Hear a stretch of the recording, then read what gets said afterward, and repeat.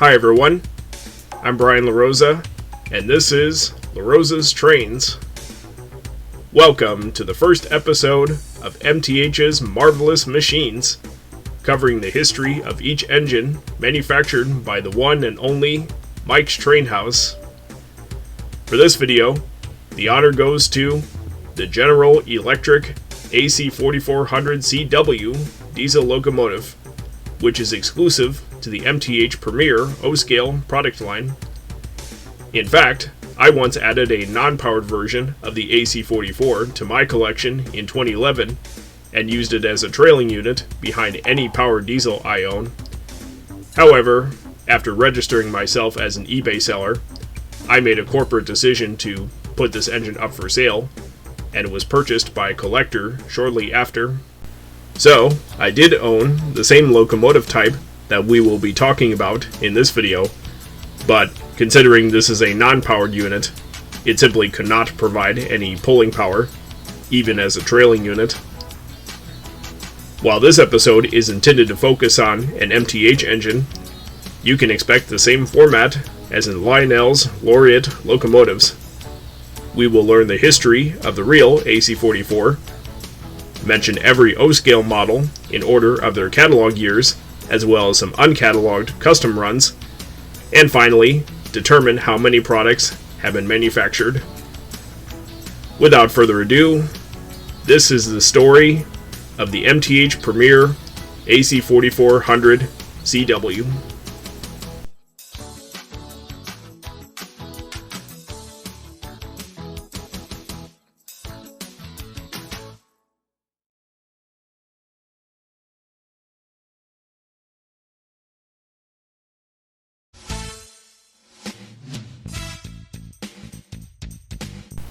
In the early 1990s, several Class 1 railroads pursued an economical solution to haul heavy coal trains more efficiently. The most important technological innovation at the time was alternating current traction. In North America, virtually all previous diesel-electric locomotives were built with direct current traction motors. AC motors have a couple of advantages. One, they are simpler and more durable in terms of withstanding high current loads at slow speeds, because they don't have commutators or brushes that can be damaged in a DC motor. And two, they have a higher starting torque, increasing wheel-to-rail adhesion and tractive effort with the help from modern truck designs. AC motors have existed for decades, but controlling them on diesel locomotives was nearly impossible until the age of microprocessors. For that reason, DC motors were more suitable and easier to work with for a long time. Thanks to the application of computerized control systems, AC traction became more reliable. General Motors' Electromotive division came first in 1991 with 4 ST60 Mac prototypes, followed by the more prominent ST70 Mac a couple of years later. Burlington Northern was the first purchaser of any mass-produced AC traction diesel locomotive and ended up with over 300 ST70 Mac units. However, EMD had to collaborate with German builder Siemens to develop the AC electronics. Next, General Electric introduced the AC4400 CW demonstrator in summer 1993. Although a couple of years behind EMD, GE did have its own prior AC technology experience, so there was no need to outsource the research to a foreign manufacturer. Due to the satisfactory results of the demo unit, production of the AC44 officially began in 1994. At first glance, this locomotive resembles the DC traction Dash 9 with the same wide-nose safety cab, the same high adhesion truck design, the same 16-cylinder 7FDL diesel engine, and the same 4,400 horsepower rating. Externally, the simple difference is a large rectangular cabinet behind the cab on the crew member side of the locomotive. It is used to house the inverters and other AC equipment. Now, what is an inverter, you would ask? Let me briefly show you how any diesel-electric locomotive works. First, the diesel engine turns the main generator, i.e., an alternator, producing alternating current. This current, however, cannot be applied directly to the AC traction motors. Don't ask me why, because I'm not an electrical engineer. Next, it goes through a rectifier and is changed to direct current. For DC locomotives, the rectified current is then fed to the DC motors. For AC locomotives, that same current is then fed to the inverters, which convert DC back to AC. The onboard computer system allows the inverters to supply the final current to the AC motors while controlling their speed and power. So now you know the basic electrical setup of a diesel locomotive. The inverter arrangement is one of the major differences between EMD and GE locomotives equipped with AC traction. The former contains 2 inverters, one for each truck, while the latter contains 6 of them, one for each axle. That's part of the reason the GE AC44 is extremely reliable. When it comes to traction motor cutouts, instead of disabling the whole truck like on an EMD locomotive, these GE units permit crews to cut out only one motor. This is referred to as individual axle control. As successful as the AC44 is, like everything else on Earth, it is not a perfect locomotive. The most notorious issue was the lack of a radial truck. In addition to AC traction, EMD debuted the first example, the 3-axle high-traction HTCR radial truck.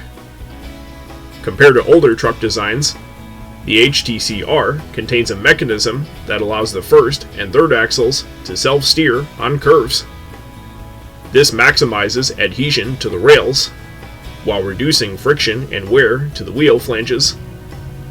Beginning in 1996, GE offered its own steerable truck as an optional alternative to the rigid, high-adhesion truck.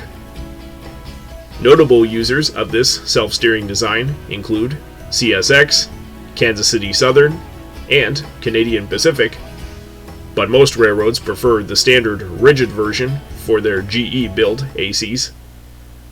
Later in this video, you will see these truck designs as one of the railroad-specific details on the MTH models.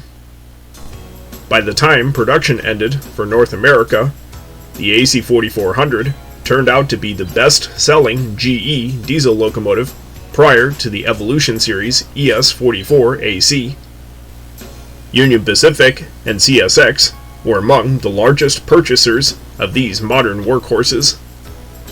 The revolutionary AC traction system caused them to be more powerful, and it effectively reduced maintenance costs for these and their DC-motored counterparts. Although commissioned primarily for the coal industry, the AC44s have been very useful for hauling mixed freights, intermodal containers, automobiles, and other commodities. After rolling out of the factory in Erie, Pennsylvania, they have traveled millions of miles across the United States, Canada, and even Mexico for more or less than 20 years.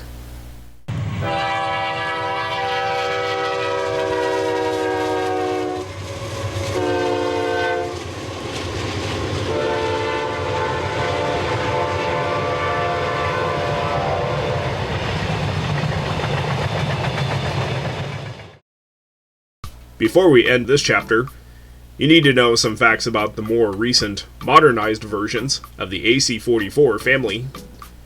The concept began as early as 2013 when BNSF sent one of its Dash 9s to GE for conversion to AC traction. The railroad specifically requested the 4-motor configuration for its 6-axle locomotives, starting with the newly built ES44C4 units in 2009.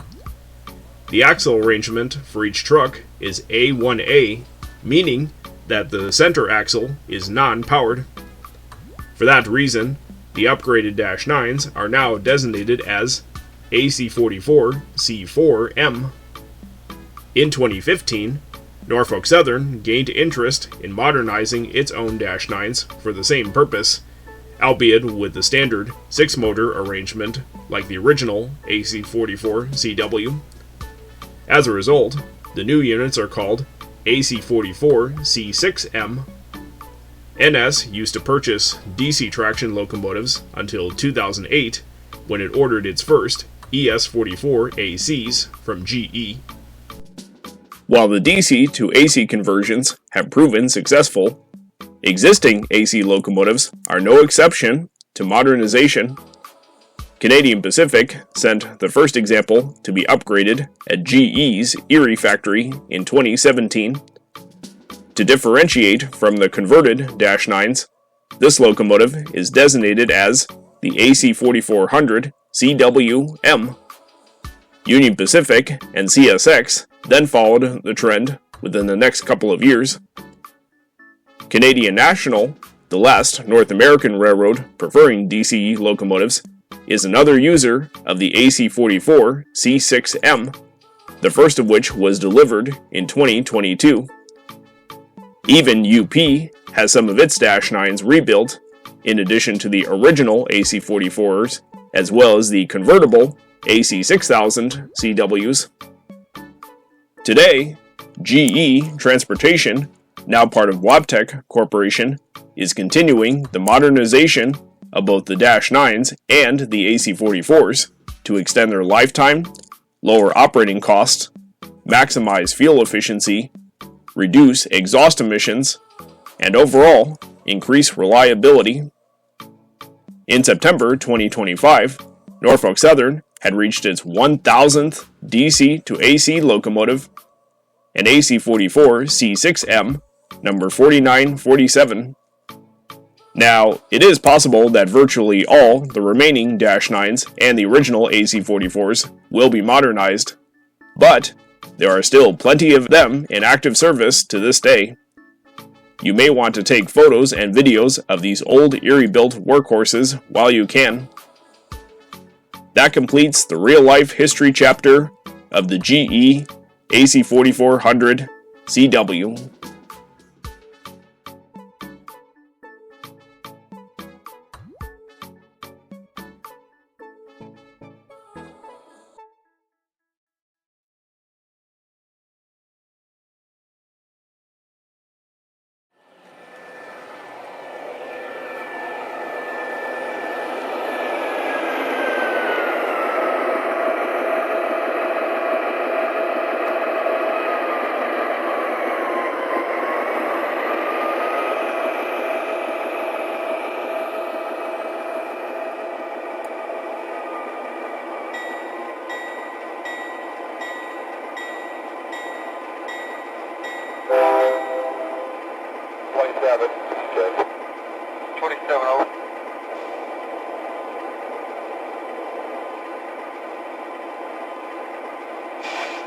Yeah, we'd like to occupy number 2 track with 31. Like to occupy number 2 track and working with 31. 27, you have permission to occupy number 2 working with 30 there. Take 27.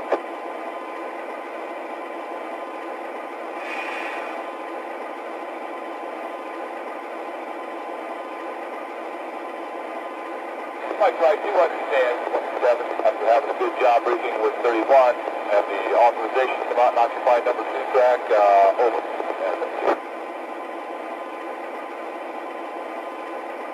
Yeah, that's pretty good.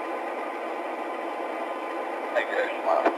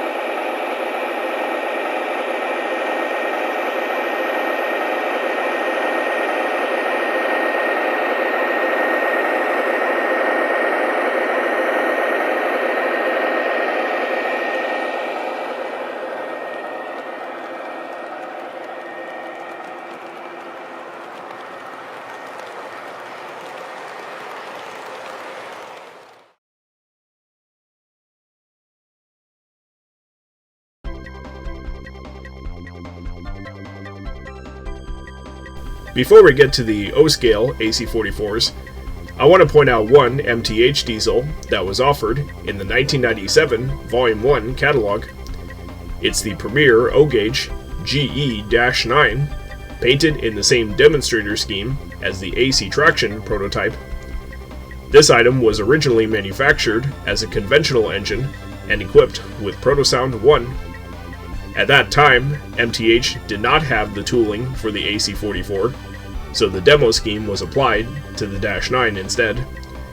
Unfortunately, to the best of my knowledge, there is currently no Premier AC-44 available in this livery for unknown reasons.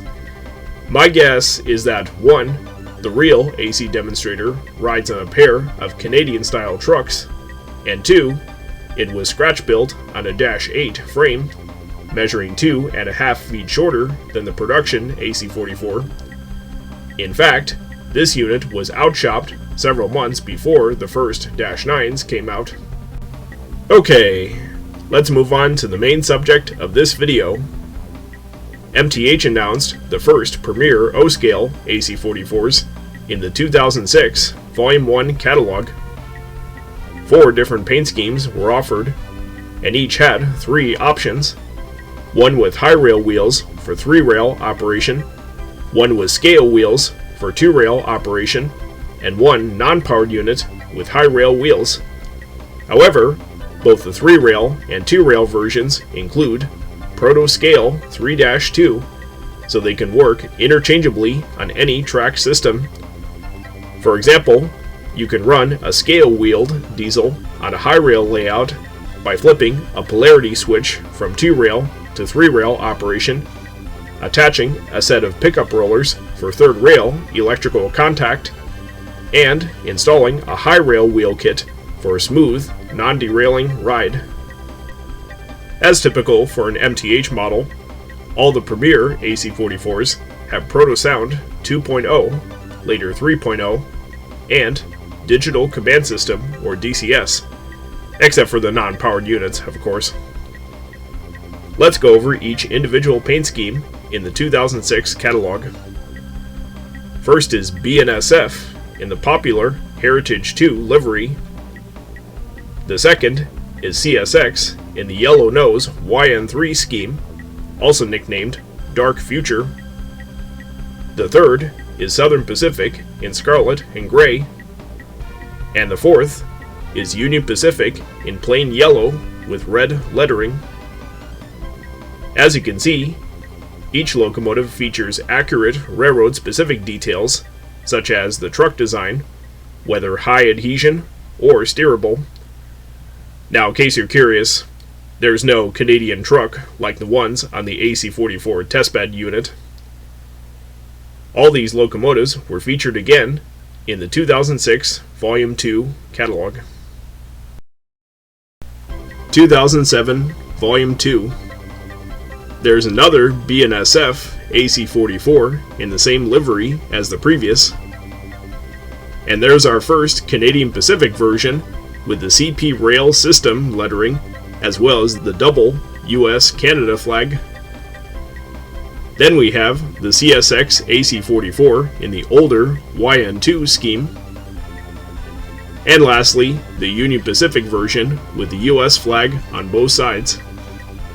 I actually had the non-powered CSX unit, product number 20-2790-3, in my collection. When I ordered this engine through Train Depot of Mount Airy, Maryland, it was shipped all the way from a Washington State hobby store. I later sold it through eBay in early 2023. 2008 Volume 1. So this catalog has some interesting paint schemes. Chicago and Northwestern with Operation Lifesaver logos. Kansas City Southern, number 2000, in the commemorative NAFTA railway scheme. The Quebec Cartier Mining Company, which looks magnifique.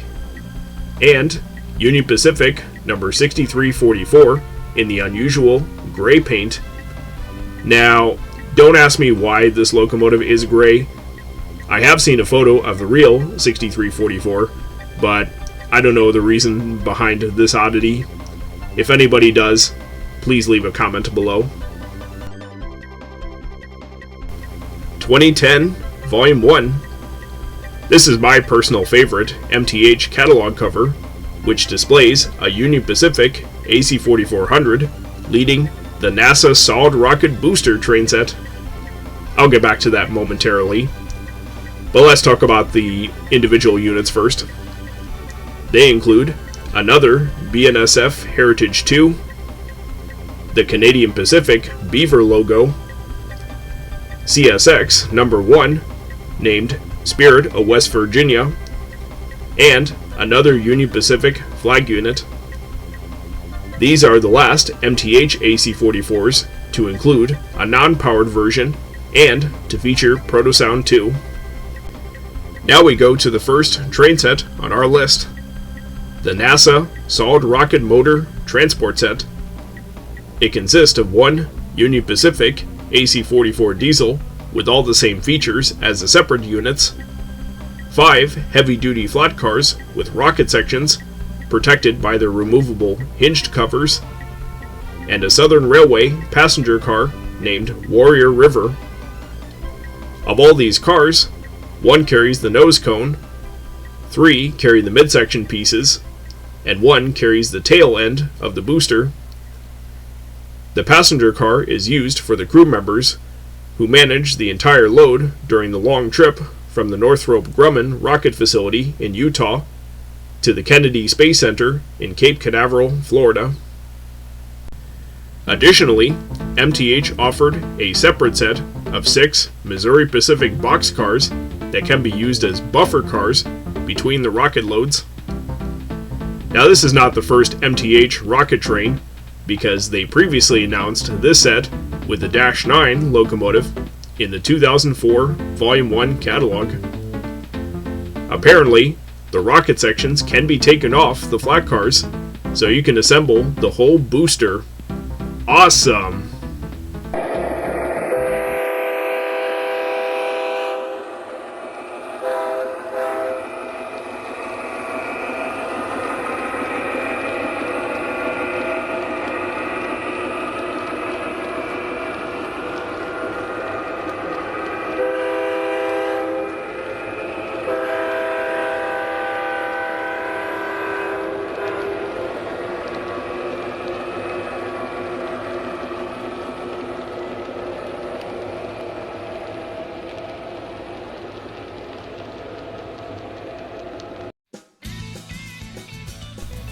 (2014) Volume 1. This catalog features the first premier AC-44s equipped with Protosound 3, which succeeded PS2 in 2011.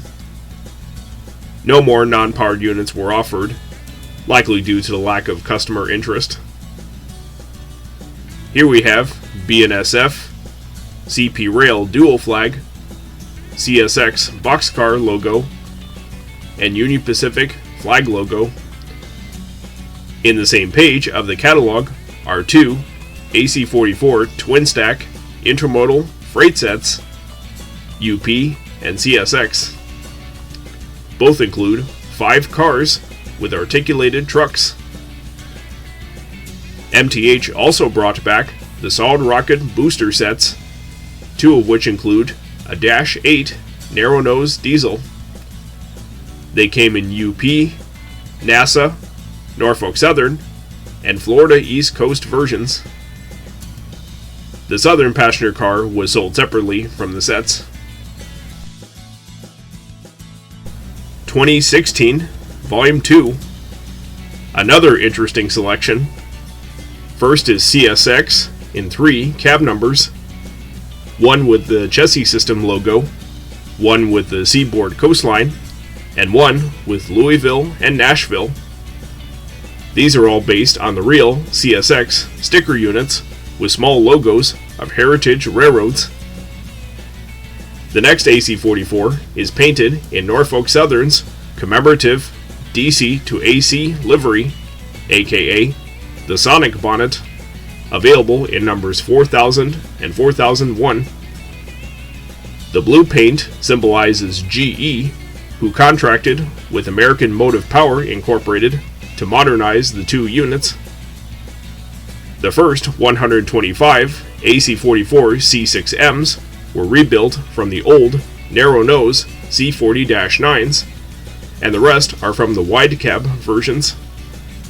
Although the C6Ms resemble the older AC-44s, MTH was clever enough to make the era-specific wide nose as prototypical as possible. This is what the original version looks like, and this is what the rebuild version looks like. By the time GE began modernizing the Dash 9s, the front door was relocated to the opposite side of the nose. You might have noticed the same change of style on the ES-44s.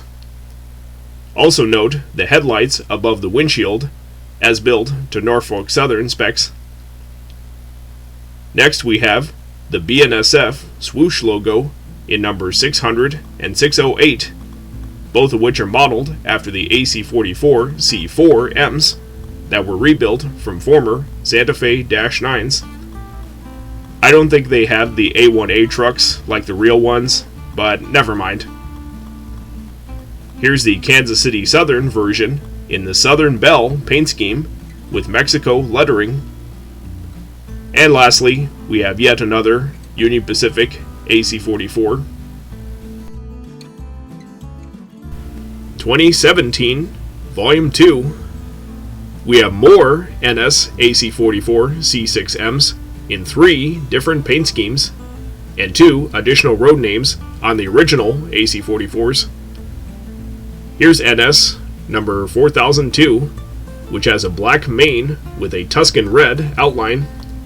It was modeled after the real 4002 that was specially painted as a kickoff of the rebuilding program at the Roanoke, Virginia locomotive shops. The next unit is NS 4004, painted in the same livery as 4002, but with a blue outline. This scheme was designed to signify the DC to AC work at the Juniata shops in Altoona, Pennsylvania. And here are a couple of AC-44 numbers in regular NS paint. Now, one unique thing about these models is that 4002 and 4004 each have crew dialogue sounds mentioning their respective numbers, like this. NS Lehigh to the 4002. The local ahead of you is all cleared up. Signal indication at Albertus. Over. Roger. Local is all clear. Watching for the signal at Albertus. NS 4002, clear signal, Albertus. Track 2, east out. NS 4004, stop signal, Y missing junction. Track 2, east out. NS 4004, you've got a hot rail on track 1. Watch yourself.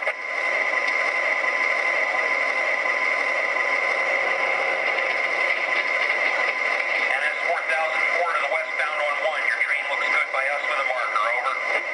Roger. We look good. By with a marker. Your train looks good too. Have a safe trip. Over.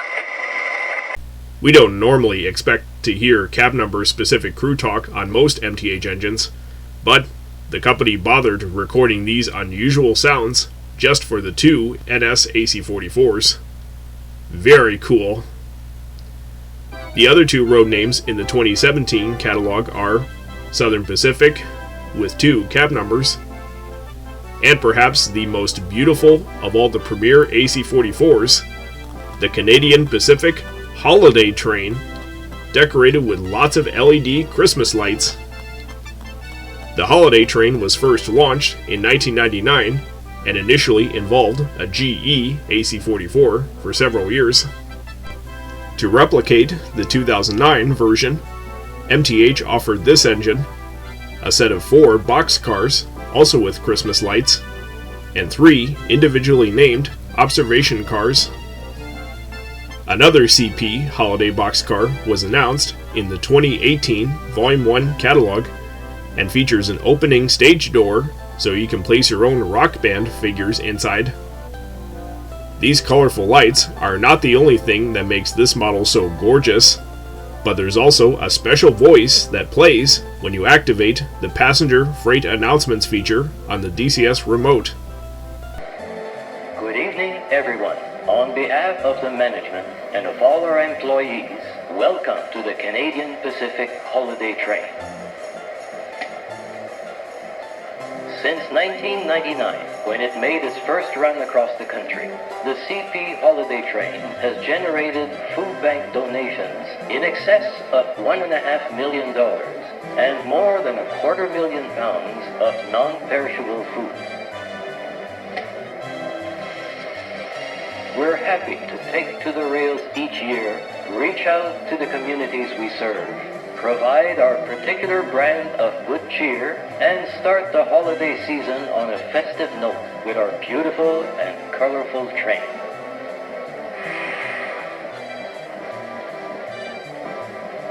To all the citizens of this fine town, thank you for coming out to see us. Thank you for participating in our project to share with those in need. A very happy holiday season to each and every one of you. Good night, and see you next year. Amen. That's a very meaningful message. It would be a real shame if MTH didn't make this unique sound effect for such a festive locomotive. Wonderful. 2019, Volume 2. This is the final regular catalog to feature the premier O-scale AC-44s from MTH. As before, each paint scheme was offered in 2 cab numbers: BNSF, CSX, Spirit of Magnolia, and Spirit of Dante, Union Pacific in gray paint, and Chicago and Northwestern. The CP Holiday Train locomotive was also reissued in this catalog, and the same thing for the 4 boxcar set.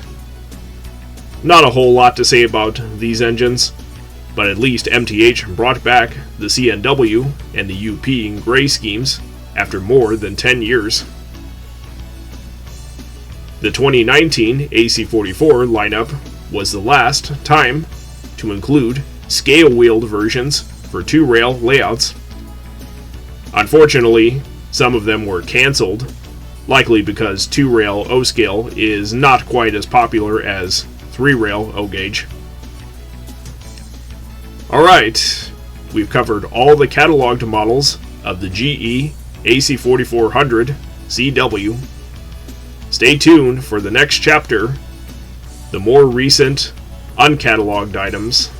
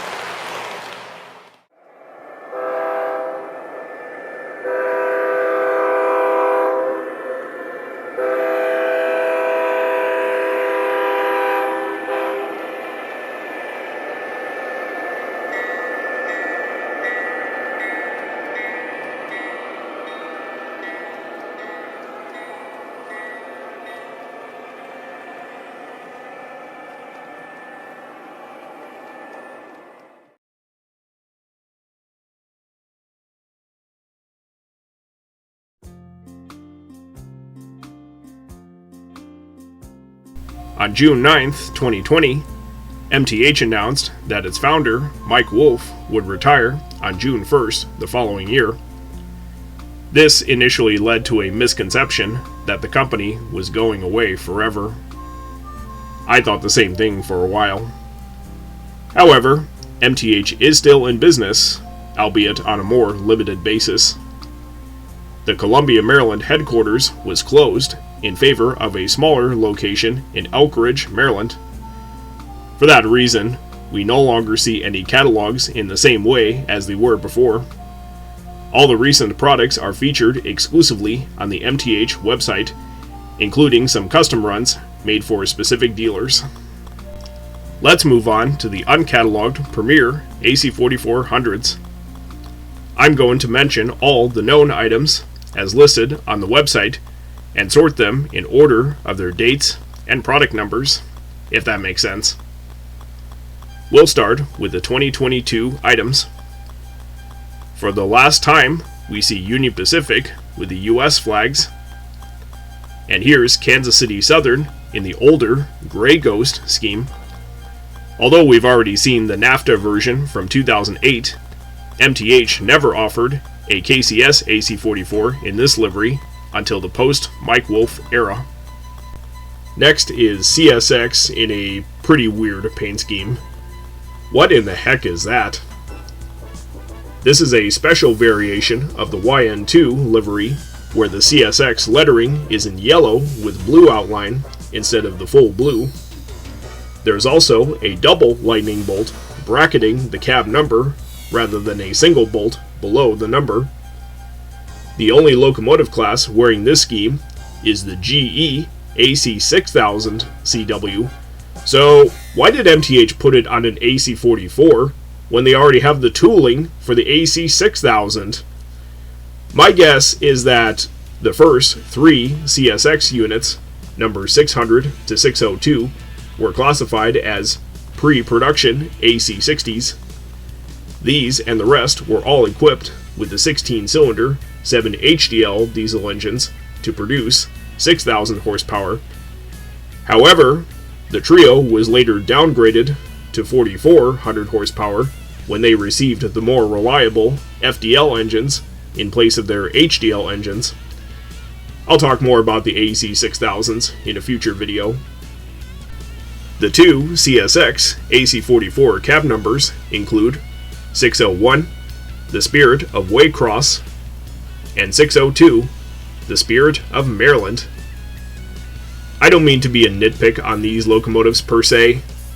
They're still very nicely detailed, but the way MTH put this unusual scheme on any diesel other than the AC60 is kind of a head scratcher. At least somebody bought them. Fair enough. Rounding up the 2022 run is BNSF.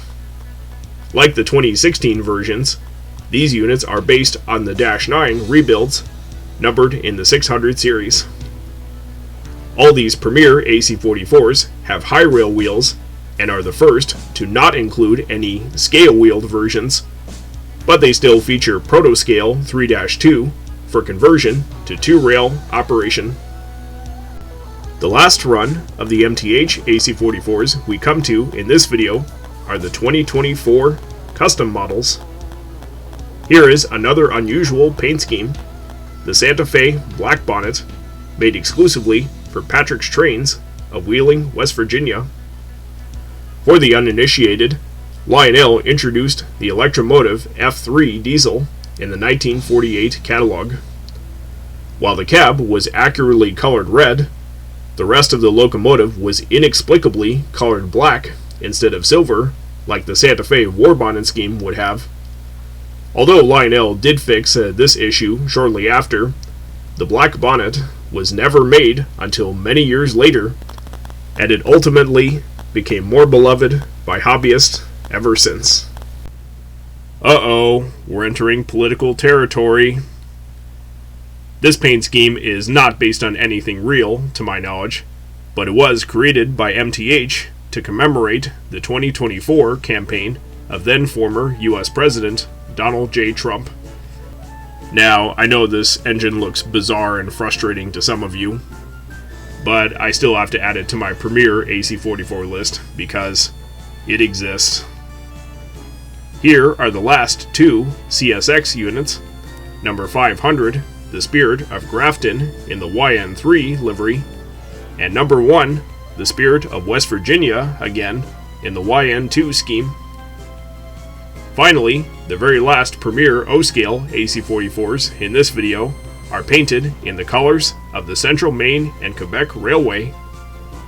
The real units, numbers 1002 and 1006, were leased from CIT Group until 2023. Both of these models were produced specifically for Easy Catch trains of Staten Island, New York, and Dixie Union Station of Mason, Ohio. Alright, the total number of the MTH Premier AC-44s is 128? Oh my gosh, that's a lot of them! I've never counted this high in my previous videos.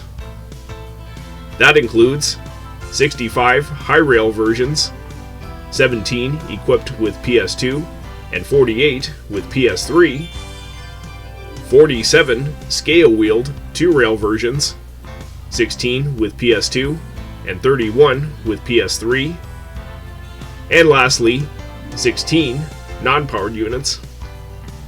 The AC-44 might be a little bit less popular than the ES-44 AC, but whatever. I still think it's a fabulous engine. Don't get me wrong. So what do you think of the results? Let me know in the comments below.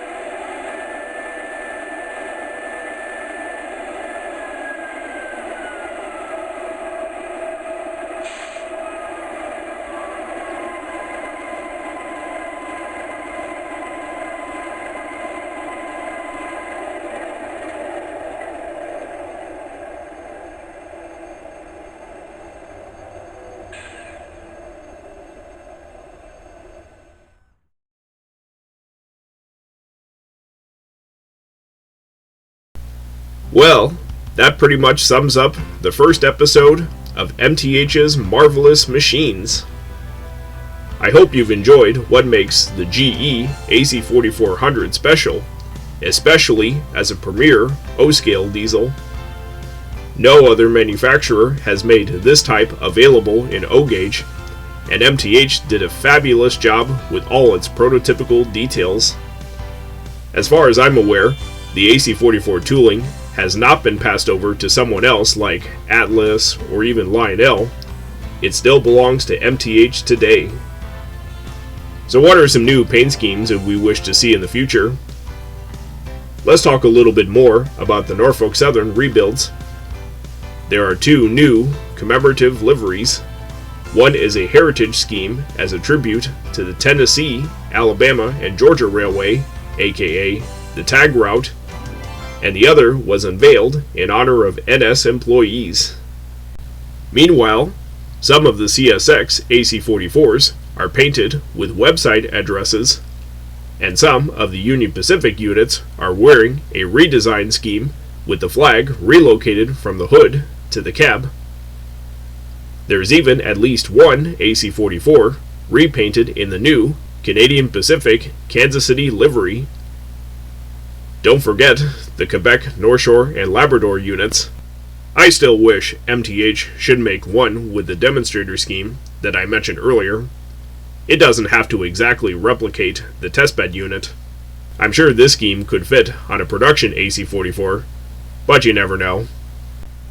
As accurately detailed as the Premier model is, should there be a less expensive, semi-scale Rail King version of the AC-44?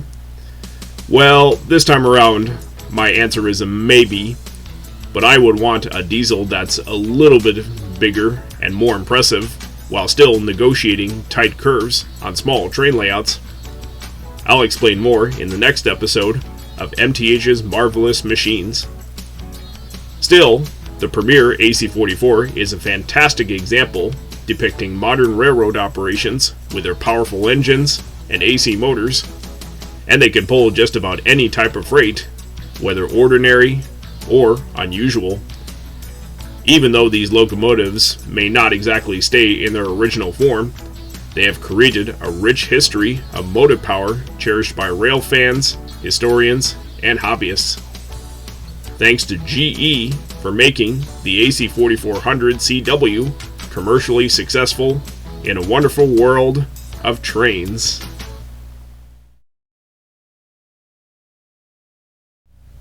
For La Rosa's Pick of the Month, I would like to share a YouTube video based on one of the MTH sets that I already mentioned.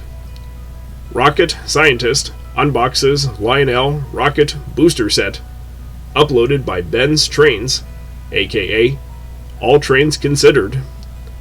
This is a review of an enormous set featuring a Union Pacific ES-44 diesel, 5 flat cars with rocket sections, all of which are from former MTH tooling, 6 boxcars, including one with clearance test bars, and a 21-inch sleeper car. This video also gives you a very clear idea that the rocket sections can actually be assembled, contrary to a misbelief that they are glued to the cars. While the Lionel set is similar to what MTH did, it features a different locomotive, and of course, the buffer cars, which give this set a more prototypically complete train. I highly recommend watching it. Link to this pick of the month is in the description. Since I mentioned the GE AC6000 a couple of times in this video, I think it would be a great idea for my next episode of MTH's Marvelous Machines. However, MTH is not the only maker of the AC60, especially in O-scale. Lionel has offered the same type for quite a while. For that reason, I have 3 different plans to consider. Do you want me to cover the AC6000 as A, an MTH model, B, as a Lionel model, or C, even both versions? I may be able to do the latter, but let me know your suggestions in the comments below. My upcoming video should be released next spring, probably in March 2026. More details about it later. If you'd like to support La Rosa's Trains, I would greatly appreciate it. That can be done through my Patreon page at patreon.com/LaRosasTrains. Patrons will receive exclusive benefits, which are all explained directly on this page. Link in the description. Your contribution, regardless of your preferred membership, is essential not only to me, but to the future of La Rosa's Trains. If you like this video, please give it a thumbs up, and be sure to hit the subscribe button so you can see what's coming up next from this channel. Anyway, that's all for now, and as always, thanks for watching. I'm Brian La Rosa, and I'll see you next time.